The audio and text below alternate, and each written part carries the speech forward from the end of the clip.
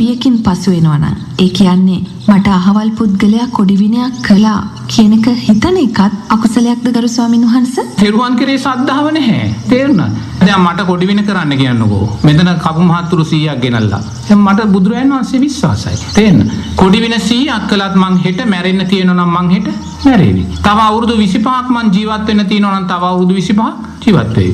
ඒක කොඩි විනයකට කරන්න බෑ කියලා මට විශ්වාසයි. තේරෙනවද? ඒ නිසා ශ්‍රද්ධාව තීන කෙනා කවදාක්වත් ඒ වාට යට වෙන්න බිය වෙන්නේ ශ්‍රද්ධාවේ දුර්වලභාවය නිසාමයි ඒ වාට යට වෙන්නේ. ශ්‍රද්ධාවේ දුර්වලභාවය නිසාමයි. ඒ නිසා කොතනකද හෝ අපිට ප්‍රශ්නයක් ගැටලුවක් මතුවෙනවා නම් ඉඩම සම්බන්ධය වේවා, ගේ සම්බන්ධය වේවා, ලෙඩ රෝගයක් සම්බන්ධ වේවා, ඥාති සම්බන්ධයක් වේවා, මොන හෝ ගැටලුවක් මතුවෙනවා නම් ඕනා අපි දක්ෂ වෙන්න ඕනේ කුසලයේ තුල ශක්තිමත් වෙන්න. කුසලයේ තුල ශක්තිමත් වෙන්න. කුසලයේ තුල ශක්තිමත් වෙනකොට මේ මනුස්ස ලෝකයේ ආශ්‍රිතව තියෙන සම්‍යක් දෘෂ්ටික බලවේග, මේ මනුස්ස ලෝකයේ ආශ්‍රිතව ඉන්නවා බොහොම බලවත් යක්ෂ කොටස්, පිනට කැමති සම්‍යක් දෘෂ්ටිකයි. ඒගොල්ලෝ දෙවිවරු වගේ මහා සේනාවත් පිරිවරත් එක්ක ඒගොල්ලෝ ඉන්නේ. ඔබ පින් කරන්න කුසලයේ වඩන්න මේ සම්‍යක් දෘෂ්ටික බලවේග ඔබේ ළඟට එනවා. මේ සම්‍යක් දෘෂ්ටික බලවේග ඔබේ ළඟට එනකොට මිත්‍යා දෘෂ්ටික බලවේග වලට ඔබ ළඟ රැඳෙන්න.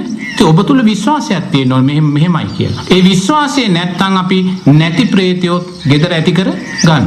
හුඟ දෙනෙක් ප්‍රේතයන් ඔය ප්‍රශ්න කියන්නේ මේ නැති අය තමයි උන් නැති කරගෙන තියෙන්නේ. ඇයි නැති අය ඇති කරගන්නේ? සද්ධාවේ තියෙන දුර්වලභාවය නිසා. ඒ නිසා සද්ධාවෙන් පරිපූර්ණ වෙච්ච තැනදී එයා දකිනවා මහා බ්‍රහ්මයාත් බුදුරජාණන් වහන්සේට වන්දනා කළා. සක්‍රයාත් බුදුරජාණන් වහන්සේට වන්දනා කරනවා. මේ සක්විති රජුරුවත් බුදුරජාණන් වහන්සේට වන්දනා කරනවා. ඒ නිසා බුදුරජාණන් වහන්සේට ඉහළ කෙනෙක් මේ ලෝකේ නැහැ. එහෙනම් ඒ ඉහළ කෙනා බුදුරජාණන් වහන්සේ සරණ ගියා නම් කොහෙවත් ඉන්න ප්‍රේතේකට යක්ෂයෙකුට මට කැමක් කරන්න බෑ කියන විශ්වාසය ඇතුළත ඇති වෙනවා. ඒ විශ්වාසයම තමයි අපිව මේ ප්‍රශ්නේ එළියට ඇදලා දාන්න ඕන. ඒ විශ්වාසය නැති කෙනා රැට හුණෙක් කෑ ගැහුවත් ඇඟට වැටුණත් ප්‍රේතෙක් තට්ටු කළා කියන කාරණේ දකින්නේ. මොකද එයාට ඒ විශ්වාසය නැහැ.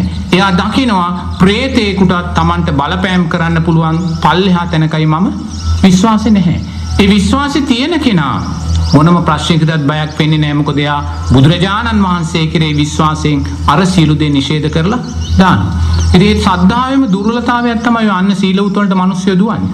ඒ ශ්‍රද්ධාවේ දුර්වලතාවය නිවැරදි වෙන තැන එයා නැවත ඔයාට යොමු වෙන්නේ නැහැ. ගරු ස්වාමීන් වහන්සේ